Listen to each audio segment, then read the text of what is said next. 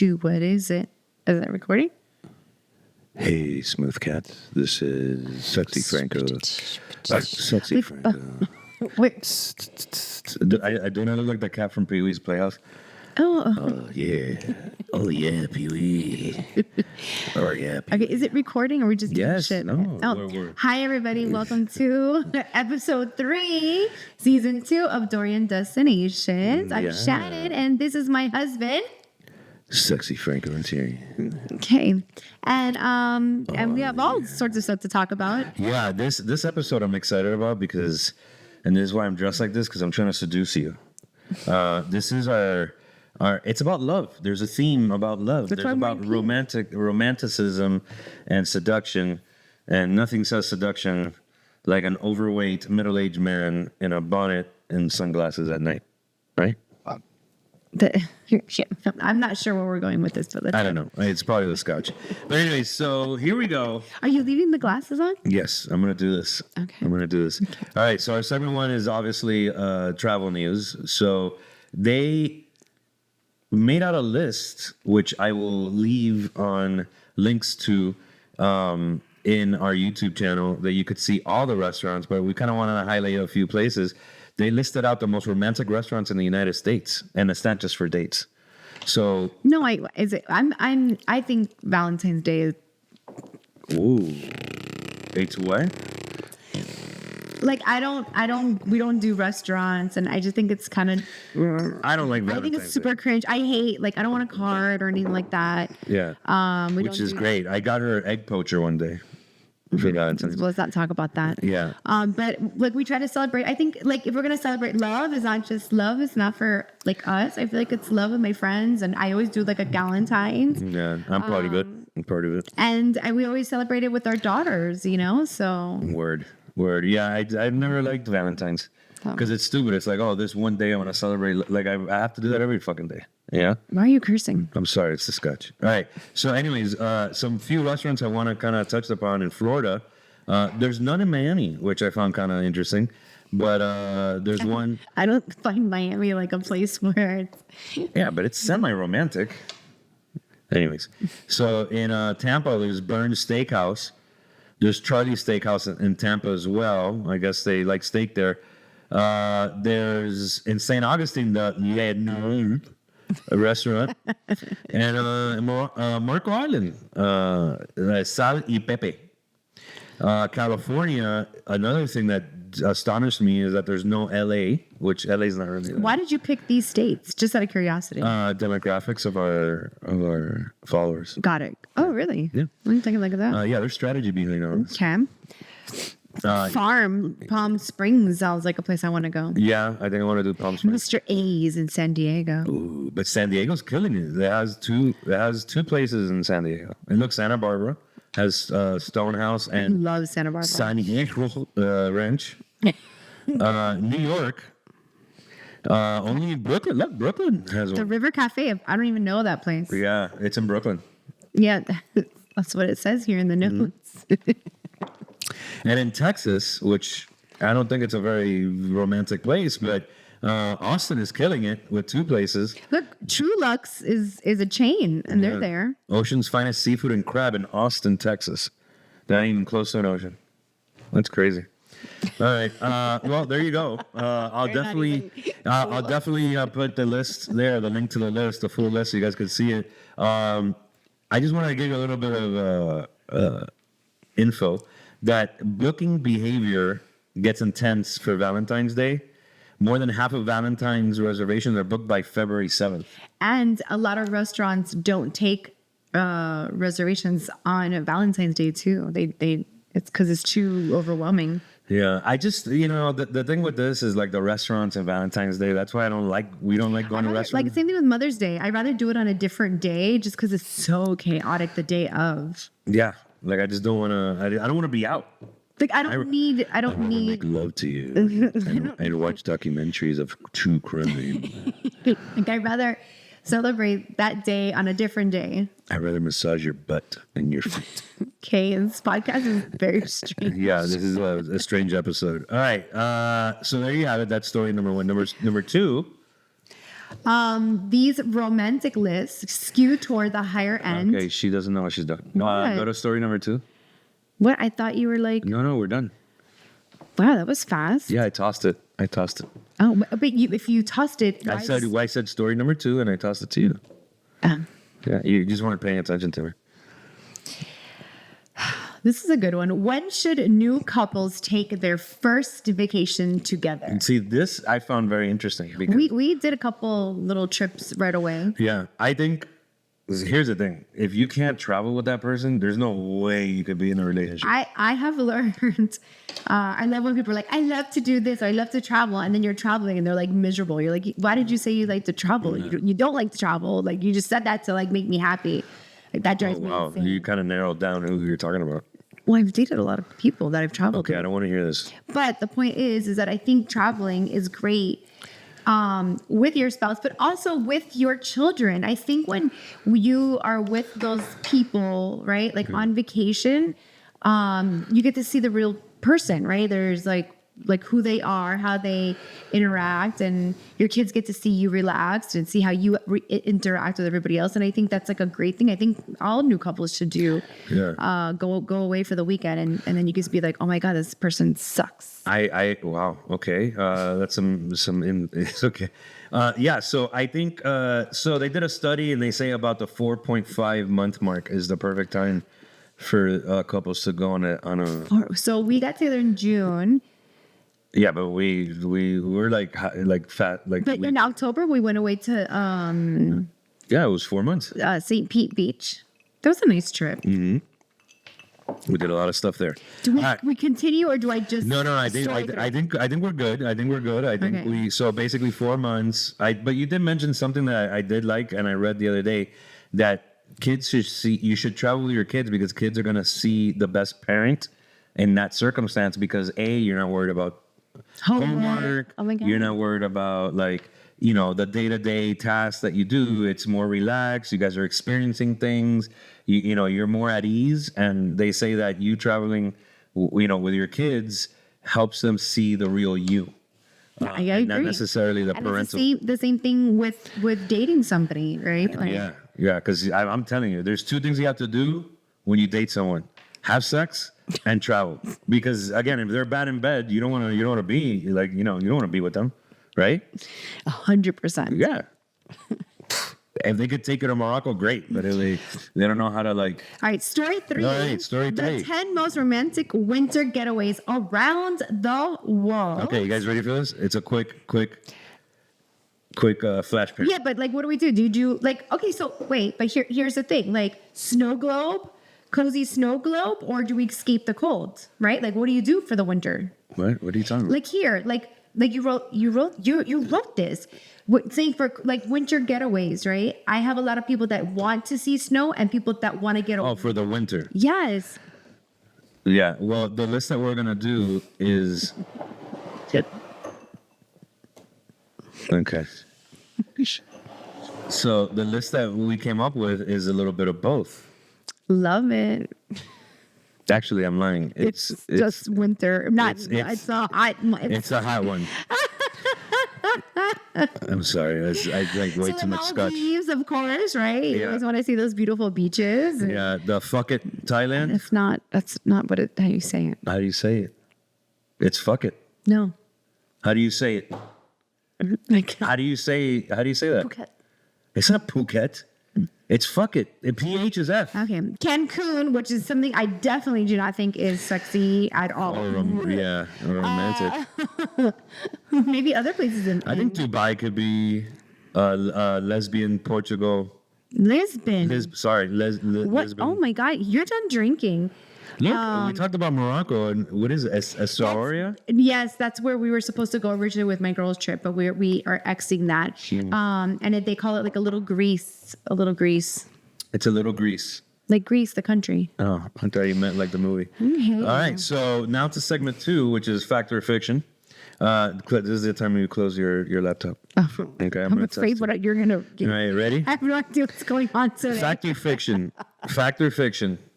Las Vegas is the destination where most people propose. Oh my God, I hope not. Wait. Is this American? I hope like it's like Paris or something. I hope it's not Vegas. You are absolutely correct. It's fiction. The fact is that Paris is the number one destination for proposing. Yeah. Yeah, that's pretty good. All right. Next one. Fact or fiction? Mexico is the destination where most people break up. I could see that being true. You're absolutely correct. You're absolutely correct. Too much tequila is not good for everybody. No, it's well circulated, and they did a survey in the UK. People who already broken up, and they took their first trip together, and Mexico ranked number one. That's hilarious. That's insane. Oh man, yeah, I think it's the Cancun vibes and the bad tequila. Look, Mexico's pretty, but if they're going to Cancun, everyone's gonna break up there. yeah, it's a shit show. Okay, fact or fiction? Only 52% of couples have sex on their wedding night. I agree with that. Not that you guys need to know TMI, but we didn't because it was chaos. I was exhausted. I didn't want to have sex. Like the party didn't end. Well, actually, you passed out. I can't I'm believe. known for Irish goodbyes. Even my own home, I just get up and leave. And she passes out like at 9. I could care less who's in the house. And I'm a Cuban dude that wants to keep partying until 8 a.m. So and that's what happened on our wedding night. Yeah. So is that right? Is that true? Right? No, actually, it's fiction. The fact is, they widely reference a survey that 48% of couples had sex on their wedding night. So meaning 52% did not. Right. That's what I'm saying. I think 52% people didn't. That's the first statement was 52% of couples had sex on their wedding. Oh, I understood it. No, it's actually reversed. 48%.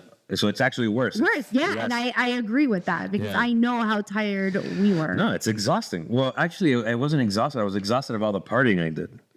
You know what I mean? No, and then the very next day, which I do not suggest, we left on our honeymoon, which was to Costa Rica, which was insane. And by the time we got to Costa Rica, by the time we were traveling, we were exhausted again.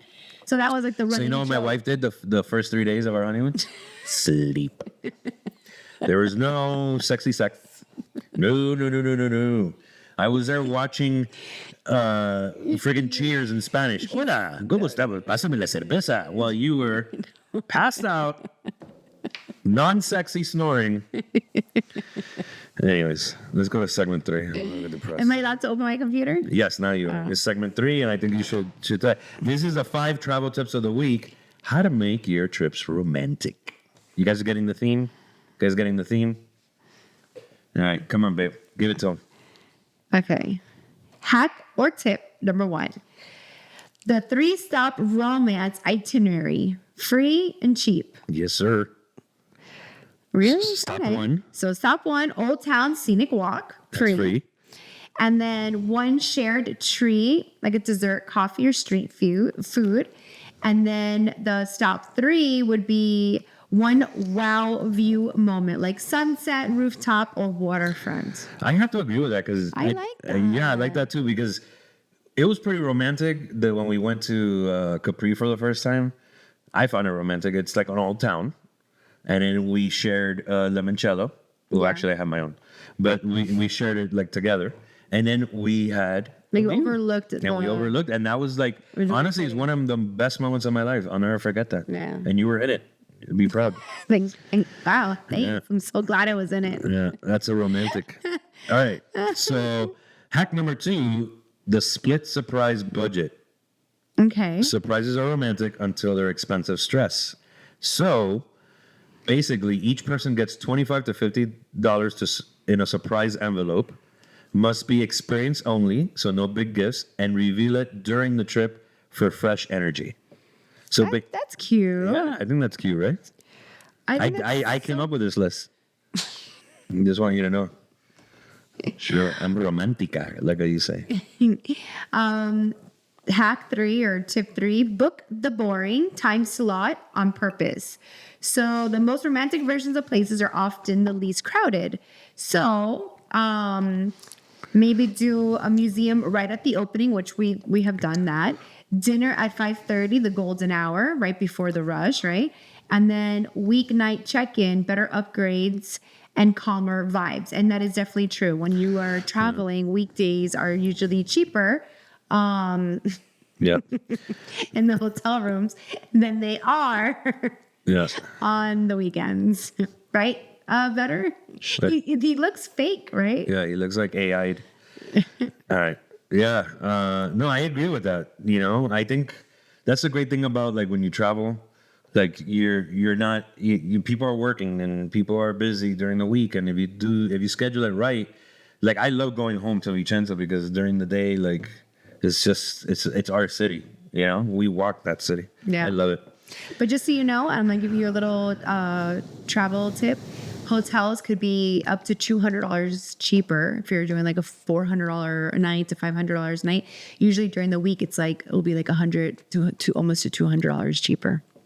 Yeah, that's a great tip, but it's not romantic. All right, so the next tip. It was on topic. Don't get snazzy with me. Let's stay romantic. Hack number 4: 1 unplugged hour daily. I like this. I mean, your clients are not, because you won't respond to them. But yeah, the idea is, just cut the phone for 1 hour. Now they're getting a little weird here with like a 3-question check-in. I don't want to question you 3 times.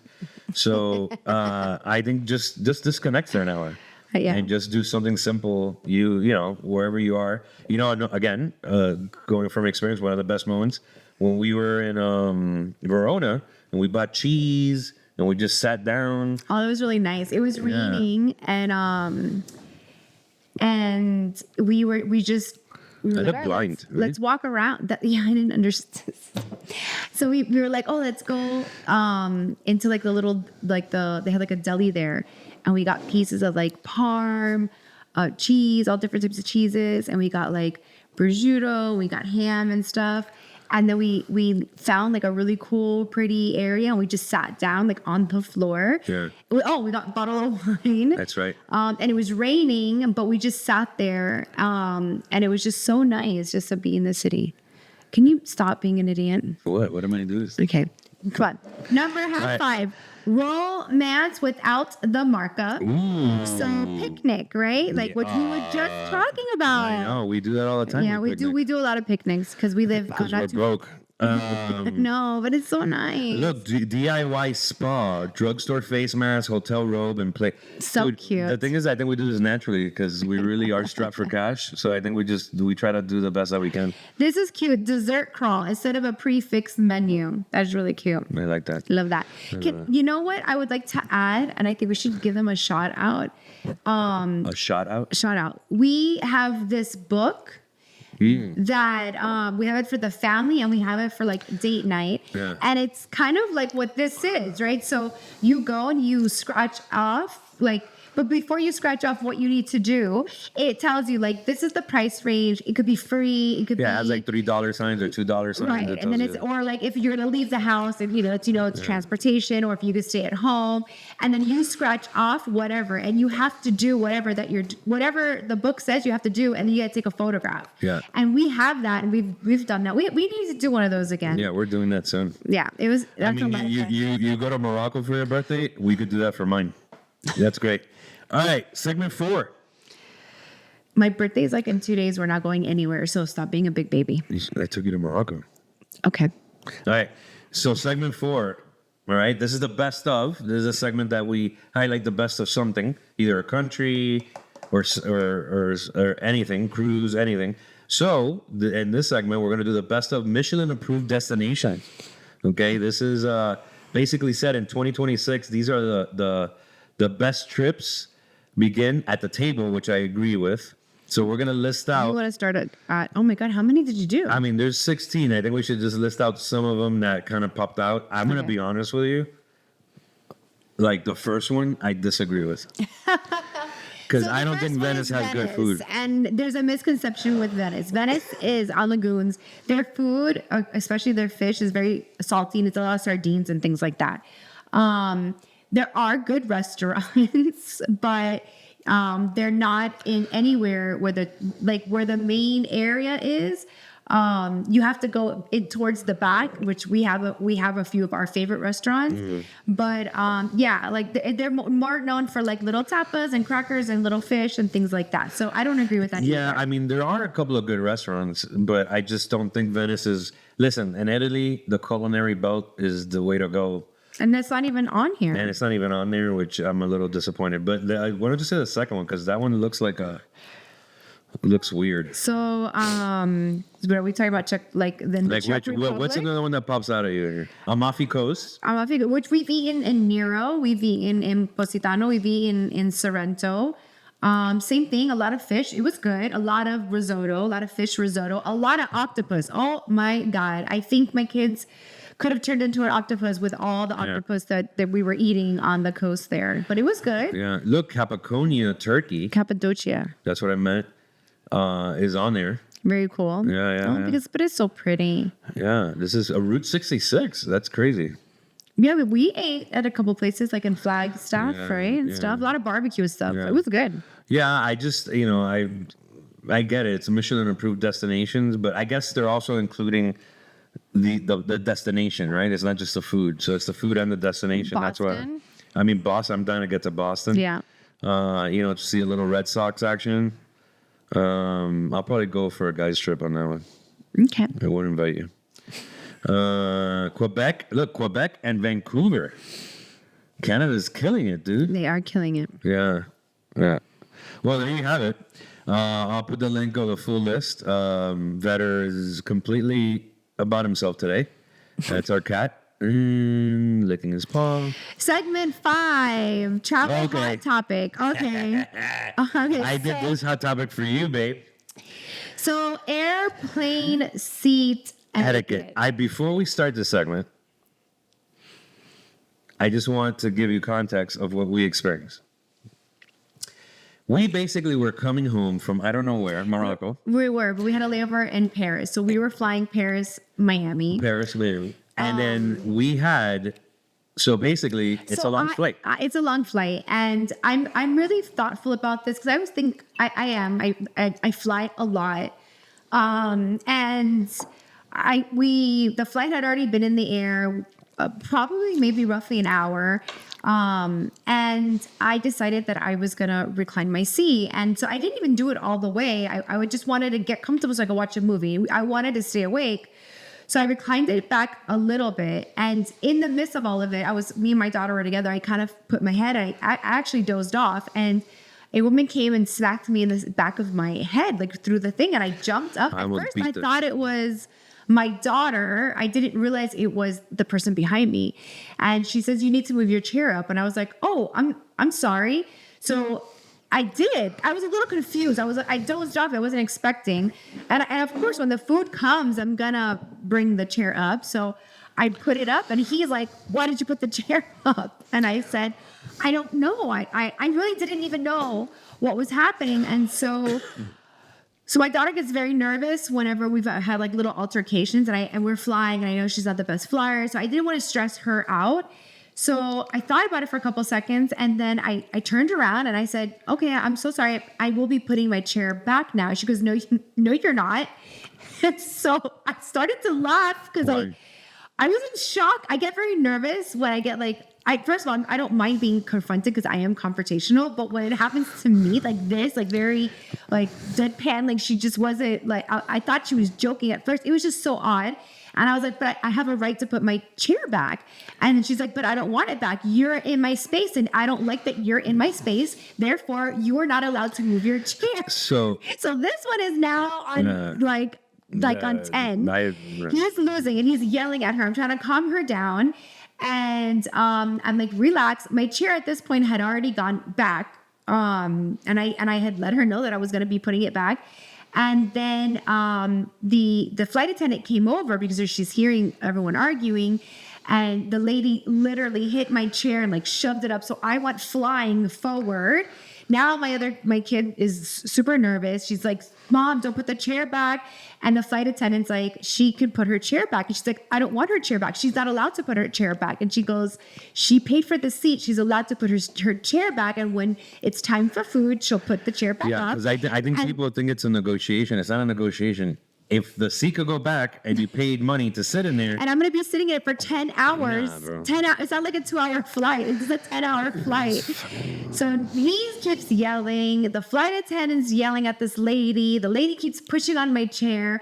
They asked me if I would move at one point, and I said, I'm flying with my family. I'm not going to move. And I just thought the whole thing was weird, but they did, Air France did tell her that she was completely wrong and that I'm allowed to do whatever I want with my seat. And she was really pissed. But her whole thing was that I was in her space. She felt violated. She did not want the chair there. And she kept going on and on and on. So she felt violated 30,000 feet. And so I turned around and I said, I will be putting back my chair. At that point, I didn't even want it back anymore. But I was just so pissed that I just wanted to prove my point. And I did. I put my chair back. And then when I saw the food coming, I picked the chair up. And then I heard her say to the flight attendant that I don't want your food, I don't want to eat, and she didn't eat anything. She didn't even get. Also, she did like a starving protest. I have no idea. So I thought to myself, I should have just kept the chair back. But of course, and then after I was done eating, they picked up the I should have trays. thrown some like food at her. I put the chair back. But I've never had that encounter. It was very strange. I didn't want to argue. I get nervous. Yeah, well, I'm gonna give you some stats, okay? Okay. And you see if you were in the right or wrong, which Okay. I know we're in the right. Okay. Right? So, 41% say reclining your seat is rude. 64% say you shouldn't recline if the person behind you asks you not to. And 68% say feet should stay on the floor, not up on the seat in front of you. I agree with that. And I do keep my shoes on. I keep my shoes on and I do not put my feet on the chair I in don't front like of me. when those people that like Take off their shoes at no, or they have the sandals with no socks. Okay, but either way, yeah, like I just, Yeah. I don't, Well, the ones that agree with us say 70% wouldn't eliminate the ability to recline seats entirely. 55% approve of reclining in general. 88% say you're allowed to recline because the button is there for a reason. That's me. That's what I'm saying. If it's there, it's for you to use it. 57% say the middle seat passenger is not automatically entitled to both arms. I disagree with that. I mean, we're not usually in the middle seat. We fly together, but that was very strange for me. And I probably would have, like, if she would have said, "Can you move your seat up?" I probably would have, but she smacked me in the head. That's how the whole thing started. She literally smacked me in the head. When you start getting physical And with then people, she shoved my seat so far up that the whole chair went and locked up, and I went flying. I was like, "Oh my god!" I was just in complete shock. if it would have been a man, I would have fought that guy. But it wasn't, and thank God for the next 8 hours, there was no more issues and stuff like that. But Maybe she started watching the thing is that here's Bridgerton. my thing. I don't know if it's not because the button is there. If my seat is able to recline and we're flying for 8 to 10 hours, you want to rest on that plane. I'm not going to sit up completely straight. So it's not about, because the button is there. No, I have my right. We paid $1,000 for our flight. Therefore, I'm going to lay down and I'm going to take a nap. And I would hope the person in front of me that wanted to recline their seat could do the same thing. I'm okay with that. So, I mean, I don't care about like, I just thought it was wild. No, but but I think what that button topic says is that if you have the capabilities of reclining, then you should be able to recline. Like, there's no, it's your right to do so. Now, if you want to be nice, then yeah, you could do it. But at the end of the day, flight attendant told her, she's like, well, if she has her seat reclined back, why don't you relax and put your seat back? And she said no. Yeah. No, I mean, she did a whole starving protest. So yeah, she didn't eat anything. Yeah, so I don't know. Poor woman. I don't. You know what? Back when I was younger, everything used to get me really mad. Now I'm like, I don't even. Yeah, you're right. Things just you know. Like I was mad at the moment, but then after we started flying, I started feeling bad for her. I didn't feel bad for her. I want to beat the whatever. Anyway, I felt bad for my daughter because she was afraid and did not put. So my poor kid, because she didn't want to argue, even though this person next to her had nothing to do with the whole situation, she refused to put her seat back because she was scared she was going to get in trouble. My poor kid. So let us know what you think. Please, even if you disagree with us, comment. Let us know. I'll probably put a little poll. See what you guys think, because I find that interesting, like the etiquette when you travel, what's good, what isn't. But yeah, that's it for thanks, today, guys. Episode 3, season 2 is in the books. Thank you, everyone. If you like my outfit, you could get this in multiple locations. It is the most romantic outfit I I have. didn't know you were an affiliate. But Oh my God, yeah, I have affiliate links all over the place. So thank you for watching. Ciao, bacalao.